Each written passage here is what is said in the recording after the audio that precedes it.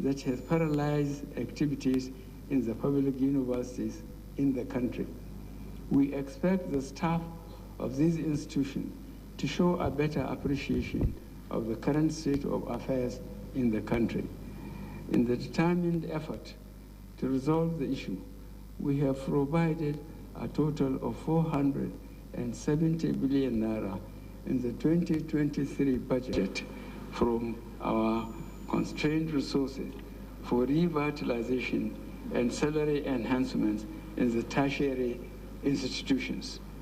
Distinguished senators and honorable members, it is instructive to know that today government alone cannot provide the resources required for funding tertiary education.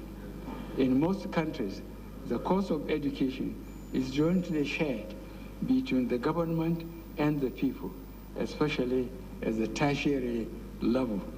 It is imperative, therefore, that we introduce a more sustainable model of funding tertiary education. The government remains committed to the implementation of agreements reached with staff union within available resources. This is why we have remained resolute that we will not sign any agreement that we would be unable to implement. Individual institutions would be encouraged to keep faith with any government reached in due course to ensure stability in the educational sector. Government is equally committed to improving the quality of education at other levels. Recently, we implemented various incentives aimed at motivating and enhancing teachers' development in our schools. In the health sector, the government intends to focus attention on equipping existing hospitals and rehabilitating infrastructure. Emphasis will also be on local production of basic medicines and vaccines. As human capital is the most critical resource for national development, our overall policy thrust is to expand our investment in education, health, and social protection. To harness the potentials of all Nigerian women and enable them to productively contribute to the economy, we will continue to prioritize women's empowerment programs across various MDAs in 2023. Government is very concerned about the high food prices in the country. Various measures are being implemented to address structural factors underlying the issue. We will also step up current efforts aimed at boosting food production and distribution in the country. You will recall our efforts in improving production of fertilizer, rice, maize, cassava, among other initiatives. Government is not unaware of the challenges confronting the manufacturing sector. We will ensure effective implementation of policy measures aimed at positioning the manufacturing sector to generate more foreign exchange in the near future. We are also committed to improving the business environment to stimulate local and foreign investment. We ratified the Safe Schools Declaration in 2019. We remain committed to the effective implementation of our Safe Schools policy. A total of 15.2 billion naira has been specifically provided in the 2023 budget to scale up current measures to provide safer and conducive learning environment in our schools. The government remains firmly committed to the security of life, property, and investment across the country. Accordingly, defense and internal security continue to be accorded top priority in 2023. Current efforts to properly equip and motivate our valiant personnel in the armed forces, police, and paramilitary units will be sustained. I assure you, insecurity, especially banditry and kidnapping, will be significantly curtailed before the end of this administration. We will redouble our efforts to ensure we leave a legacy of a peaceful, prosperous, and secured nation. Mr. Senate President, Mr. Speaker, distinguished honorable members of the National Assembly, let me conclude my address today by again expressing my deep appreciation for your enormous support, patriotic zeal, and cooperation in our efforts to accelerate the socio-economic development of our country and improve the lives of our people. I appreciate the efforts and commitment of the leadership and staff of the Federal Ministry of Finance, Budget and National Planning, especially the Budget Office of the Federation, who have worked hard to achieve early submission of the 2023 appropriation bill. The 2023 budget proposal is a product of interagency collaboration, extensive stakeholder consultation, and productive engagements. I would therefore like to acknowledge the efforts of the media, the organized private sector, civil society organizations, and our development partners for their contributions in the process of preparing the budget. Considering the challenging situation in our country presently, we must continue to cooperate and collaborate to ensure fiscal stability, macroeconomic stability, and smooth transition to the incoming administration. This administration remains resolutely committed to our goals of improving the living standards of our people and effective delivery of public services.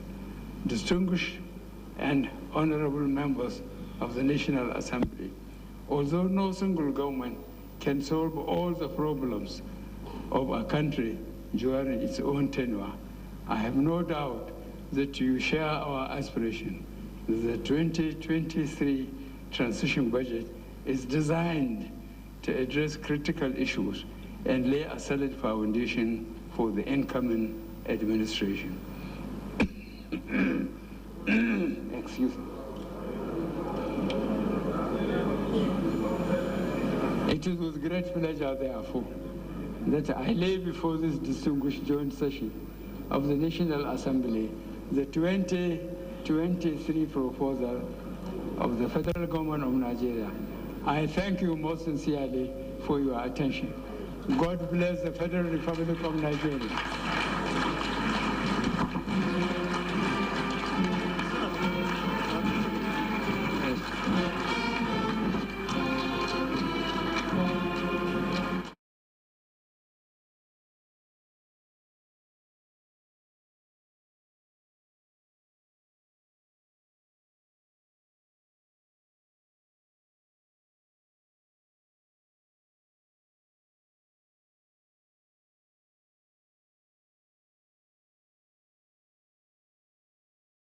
Consideration.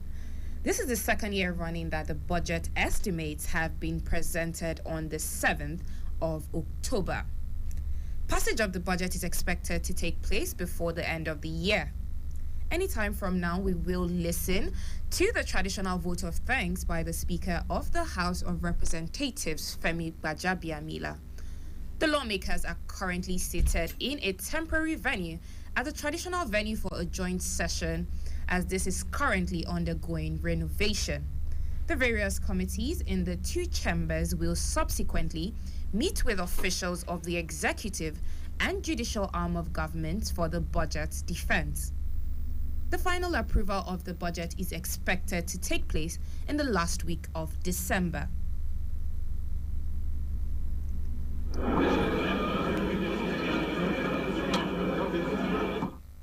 Anytime from now, we will listen to the traditional vote of thanks by the Speaker of the House of Representatives, Femi Gbajabiamila.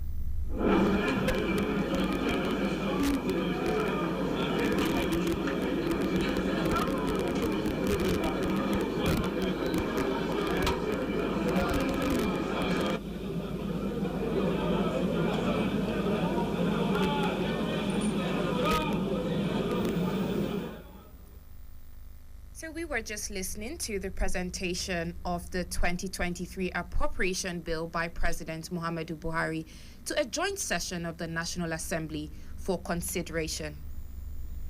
This is the second year running that the budget estimates have been presented on the 7th of October.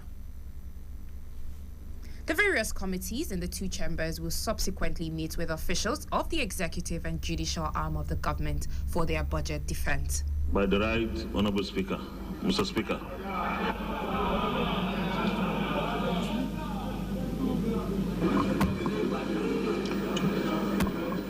His Excellency Muhammadu Buhari, GCFR President and Commander-in-Chief of the Armed Forces, Federal Republic of Nigeria, His Excellency Professor Yemi Osinbajo, Senior Advocate of Nigeria, GCON, and Vice President of the Federal Republic, the Chief Justice of the Federation, Deputy President of the Senate and Deputy Speaker of the House of Representatives, principal officers of both the Senate and the House, distinguished senators and honorable members of the House of Representatives, Your Excellencies, the Executive Governors here present, the National Chairman of all political parties, Professor Ibrahim Gambari, the Chief of Staff to the President, Mr. Boss Mustafa, the Secretary to the Government of the Federation.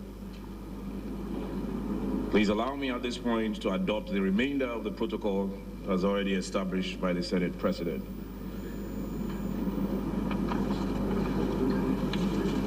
On behalf of the National Assembly, I thank the President of the Federal Republic of Nigeria, His Excellency Muhammadu Buhari, GCFR, for coming today to present the 2023 Appropriation Bill for parliamentary consideration and approval.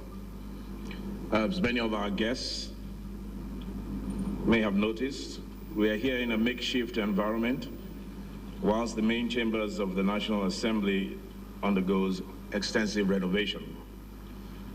I can say that many of you are not as comfortable as you ordinarily would be, but please take us as you find us. I hope that this budget for this year has accommodated the completion of the chambers. Today's presentation is historic because it is the last such presentation by President Muhammadu Buhari. It is also the last time the 9th Assembly will convene to receive the President for this purpose. We are once more reminded of the finite nature of public service and the obligation to make the most of our time to deliver on our promises to the Nigerian people. It is often said that it's not how well you start, but how strong you finish. We intend here in the 9th Assembly to finish very strong. I assure you the National Assembly will prioritize this bill and ensure it is passed before the end of the year, as is the practice of the 9th Assembly. However, we will not, in the quest for timely passage, fail to do the due diligence expected of us by the Nigerian people. The reforms to the budget process initiated in the 9th Assembly have helped streamline the appropriations process and the oversight system. We have set a standard for others to match or answer for. This is to the credit of all those who worked to achieve these outcomes, particularly the senators and the honorable members. I have often said that a budget reflects priorities. National security, healthcare, education, public infrastructure, and human capital development are the priorities we have pursued in the 9th Assembly. Every appropriation act we have considered and passed has reflected these priorities to different degrees. The 2023 Appropriation Act will be a budget of consolidation, our last best opportunity to ensure that ongoing projects across the country are completed before the end of the administration. Of course, government is a continuum, and it will fall to our successors in office to continue the development initiatives of this administration and see them to completion. However, though governance continues despite government changes, priorities may not remain the same. As such, we must endeavor to see to it that the priorities and projects we have prioritized are adequately funded and fully implemented as we continue to do the work we have been elected to do until the last moment of our tenure. Mr. President, permit me to convey the disquiet in the House of Representatives arising from the reports of a massive decline in the volume of crude oil exports due primarily to theft and diversion by criminal elements. It is a sense of the House of Representatives that those engaged in these activities are agents of economic sabotage, determined to bring our country to its knees. Therefore, our position is that their actions constitute treason against our country, for which they and their enablers, whoever they may be, must be held accountable to the fullest extent permitted by law. Nigerians no longer want to hear about crude oil theft.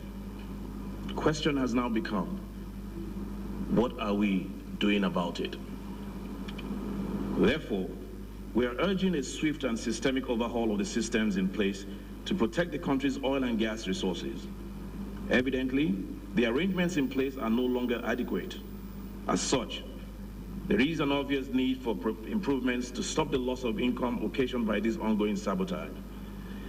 This is especially so at this time when the conditions and circumstances of our national finances require significant borrowing to finance government operations, sustain investments in infrastructure and national security, and improve the living conditions of the Nigerian people. It is noteworthy that Mr. President, the Senate President, and now my good self, Speaker of the House, without comparing notes, dwelled extensively on this subject. This underscores its importance and imperative to act, and act quickly. As we consider the 2023 appropriation bill, I wish to remind the heads of ministries, departments, and executive agencies that the National Assembly expects thorough accounting for previous appropriations, disbursements, and expenditures.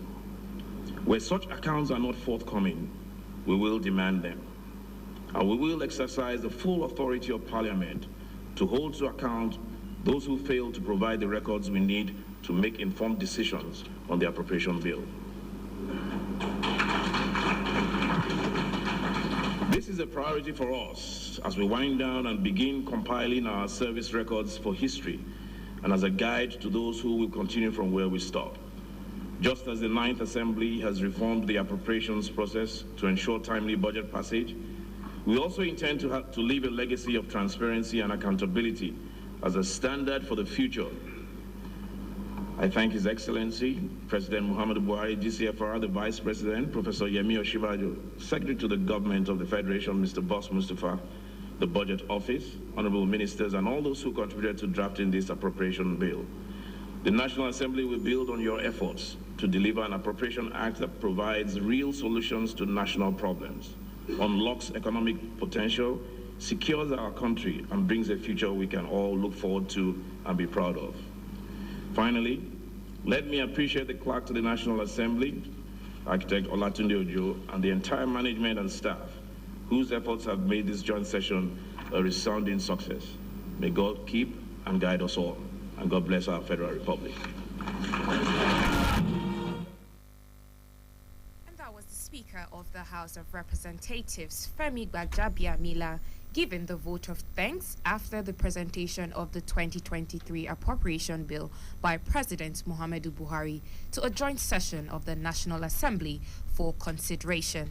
The final approval of the budget is expected to take place in the last week of December. And now we return to our normal programming. Citizen FM. Hello, Abuja. You are listening to 93.7 Citizen FM, the latest